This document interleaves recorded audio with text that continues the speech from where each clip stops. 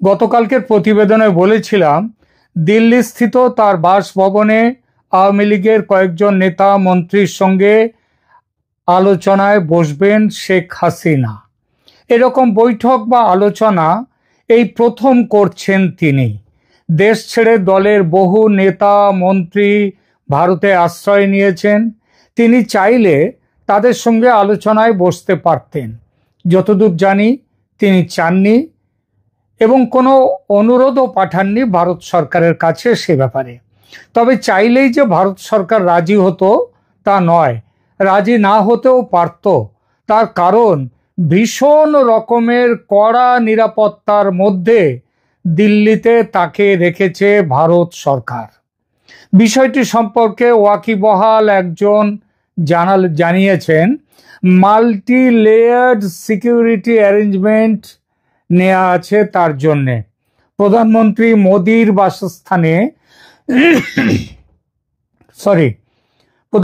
মোদির বাসস্থানে যেমন নিরাপত্তা বলয় অনেকটা তেমনটাই।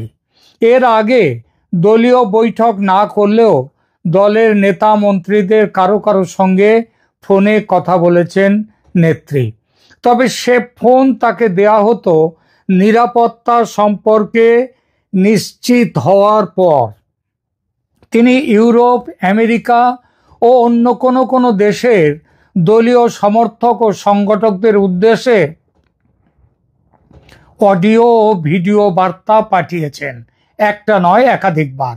কিন্তু এই প্রথম তিনি দলের কয়েকজন নেতা মন্ত্রীর সঙ্গে মুখোমুখি আলোচনায় বসলেন। এই আলোচনাটাকে আমরা এখানে বৈঠক বলছি, যদিও এটা সেইভাবে কোনো একদম ফর্ম্যাল বৈঠক নয়। এগুলো হচ্ছে নেতা মন্ত্রীদের সঙ্গে আলোচনায় বসা।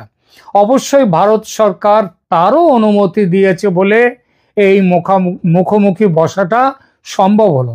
যতদূর জানি তার দীর্ঘ এই 1 বছরের প্রবাসে একমাত্র প্রাক্তন স্বরাষ্ট্রমন্ত্রী আসাদুজ্জামান খান কামাল তার নেত্রীর সঙ্গে দেখা করতে পেরেছেন, তাও মাত্র একবারের জন্য। এবার সেখানে নেত্রী দেখা করবেন একসঙ্গে কয়েকজনের সঙ্গে। আপনারা হয়তো জানেন, ভারত সরকার ওই অতিথি ভবনে যেখানে শেখ হাসিনা আছেন তার মধ্যে পুরো দস্তুর একটা অফিস করে দিয়েছে শেখ হাসিনার ব্যবহারের জন্য। স্টেনোগ্রাফার, টাইপিস্ট, রিসেপশনিস্ট সব আছে, যা যা লাগে সমস্ত কিছু। এরা সবাই ভারতের গোয়েন্দা বিভাগের বিশ্বাসী কর্মী। অডিও ভিডিও বার্তা যেসব পাঠান নেত্রী, তার জোগাড় যন্ত্র, ব্যবস্থাপনা সবকিছু এই কর্মীরাই করে দেয়। আজ ঠিক কতজনের আসার ব্যাপারটা ভারত সরকার অ্যাপ্রুভ করেছে সে খবরটা পাকাপাকি পায়নি। খুবই গোপনীয়তায় ঢাকা যারা আসবেন তাদের পরিচয়। তবে দিল্লির যে সূত্র থেকে খবর পেয়েছি তিনি বলেছেন, নেত্রীর সঙ্গে দেখা করার জন্য যাদের আসার কথা তাদের নাম কোনো পক্ষ থেকেই প্রকাশ করা হয়নি। তবে চর্চা চলছে এই নামগুলো থাকার সম্ভাবনা খুব বেশি এবং এদের সঙ্গে যোগাযোগ করা হয়েছে নেত্রীর নির্দেশ মতো তাদের আসার জন্য। এই তালিকায় প্রথমে আছেন প্রাক্তন স্বরাষ্ট্রমন্ত্রী আসাদুজ্জামান খান কামাল, তারপর মেজর জেনারেল তারেক রহমান সিদ্দিক, যিনি ছিলেন শেখ হাসিনার প্রাক্তন প্রতিরক্ষা ও নিরাপত্তা উপদেষ্টা, আবার শেখ হাসিনার বৈবাহিক সূত্রে নিকটাত্মীয়।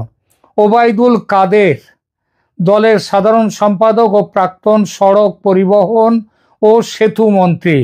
জাহাঙ্গীর কবির নানক, ইনি প্রেসিডিয়াম বা সভাপতি মণ্ডলীর সদস্য।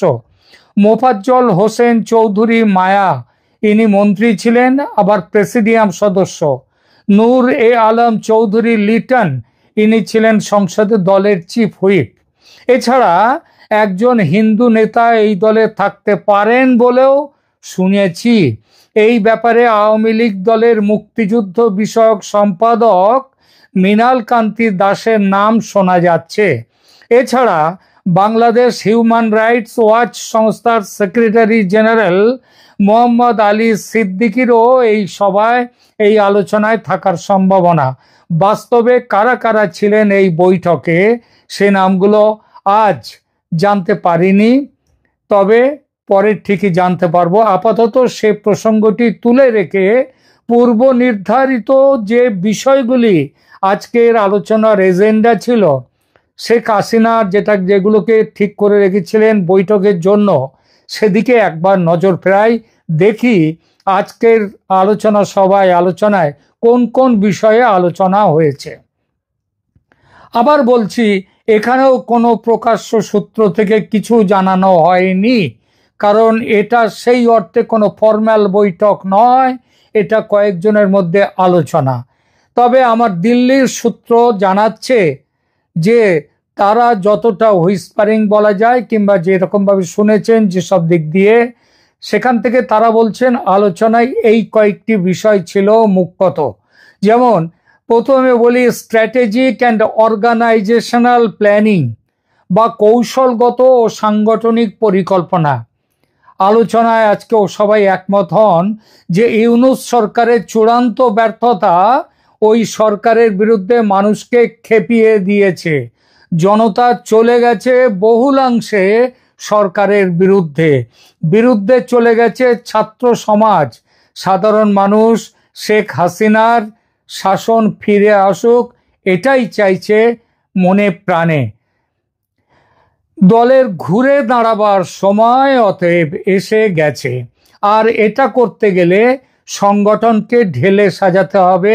সেই ঢেলে সাজানোটা কিন্তু এই মুহূর্তে সম্ভব নয়, কারণ যে কোনো মুহূর্তে নির্বাচন আসতে পারে, নির্বাচনেরও খুব দেরি নেই। সুতরাং এই সময় ঢেলে সাজাবার সময় নয়, এখন সকলকে নিয়ে একসাথে চলতে হবে।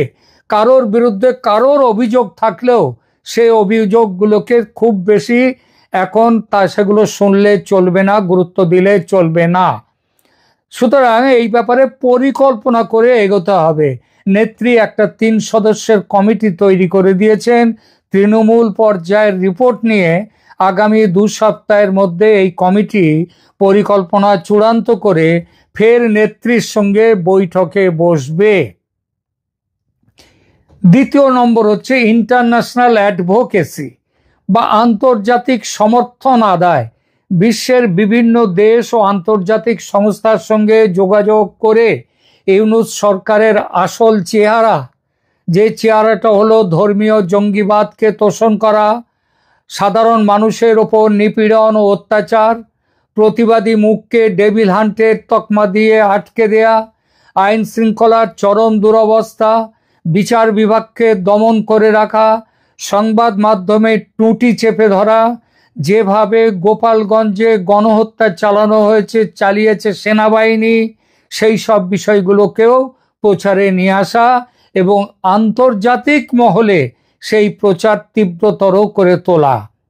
তৃতীয় নম্বর আলোচনার বিষয় ছিল internal leadership and moral boosting বা অভ্যন্তরীণ নেতৃত্ব পুনর্গঠন ও কর্মী সমর্থকদের মনোবল বৃদ্ধি করা। বর্তমান পরিস্থিতিতে কিভাবে মনোবল বৃদ্ধি করা যায় সে বিষয়ে আলোচনা হয়েছে।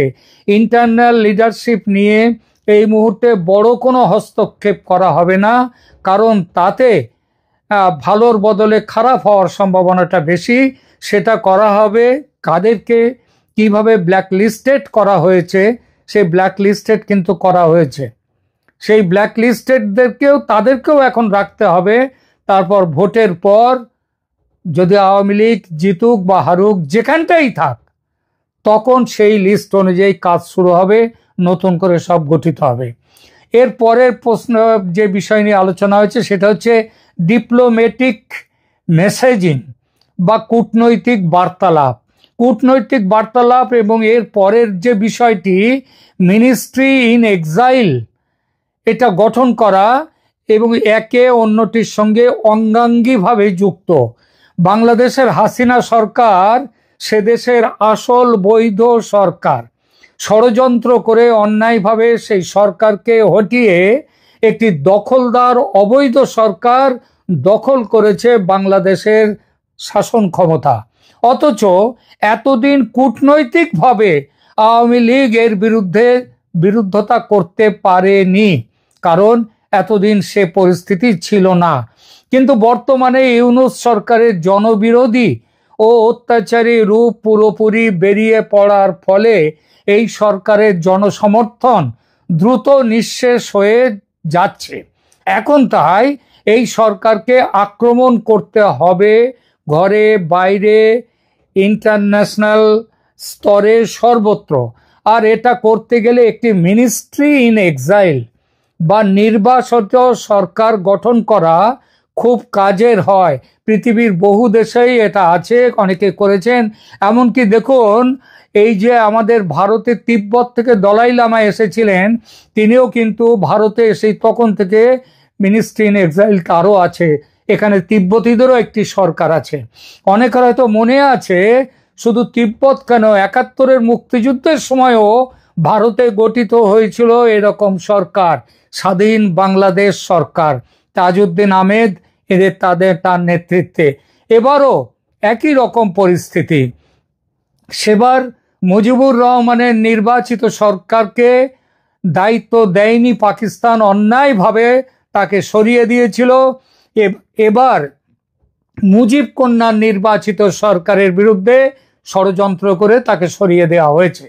সেবারও স্বাধীন বাংলাদেশ সরকার গঠন হওয়ার পর তার পাশে দাঁড়িয়েছিল ভারত, সামরিক সাহায্য পর্যন্ত নিয়ে।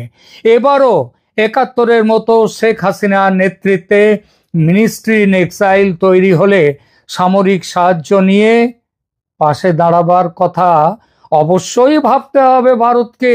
হয়তো ভারত সেটা ভেবেও নিয়েছে, নইলে হঠাৎ করে শেখ হাসিনাকে, তার দলকে এই গত বুধবার সেখানে দিল্লিতে একটি প্রেস কনফারেন্স করার পারমিশনও দিয়েছিল ভারত সরকার। এবং তারপরে গতকাল যে শেখ হাসিনাকে দলীয় নেতা মন্ত্রীদের সাথে মিটিং করতে দিলেন, তার পেছনেও কিন্তু এইগুলো আছে, মনে রাখতে হবে, তার পেছনেও এটা আছে। বাংলাদেশের বর্তমান সমস্যার কোনো চটজলদি সমাধান নেই। চটজলদি সমাধান এর হয় না, আস্তে আস্তে একটু একটু করে এগোতে হবে। এতদিন ধরে সেই এগোনোটা সেভাবে ছিল না। যেমন ভারত সরকারও একদম খোলাখুলি কিছু ব্যবস্থা নিয়েছে অবশ্যই বাংলাদেশের বর্তমান অগণতান্ত্রিক সরকারের বিরুদ্ধে, কিন্তু আওয়ামী লীগ যেমন কোনো রকম ব্যবস্থা কোনো রকমভাবে এগিয়ে ওঠেনি, তারা জেগে ওঠেনি, তেমনি ভারত সরকারও নির্ণায়ক কঠিন কোনো ব্যবস্থা নেয়নি বাংলাদেশের বিরুদ্ধে। বর্তমানে মনে হচ্ছে যে সেই ব্যবস্থা নেয়ার দিন এসে গেছে এবং ভারত এটাকে সেই সিদ্ধান্ত নিয়েও ফেলেছে। এখন দেখা যাক আগামী দিনগুলিতে কি হতে যায়, কি হতে চলেছে। কারণ এটা মনে রাখতে হবে, বিশ্ব রাজনীতিতে আজকাল কোনো দেশই বিচ্ছিন্ন নয়। সব দেশ সব দেশের সঙ্গে কোথাও না কোথাও এক সুতোয় জড়িয়ে আছে। সুতরাং এক জায়গায় যদি সুতোয় টান পড়ে, তাহলে অন্য দিকগুলো সুতো ছিঁড়ে যাওয়ার মতো হয়, অথবা সুতো সেখান থেকে আলগা হতে শুরু করে। এই যে ব্যাপারগুলো আমাদের মাথায় রাখতে হবে।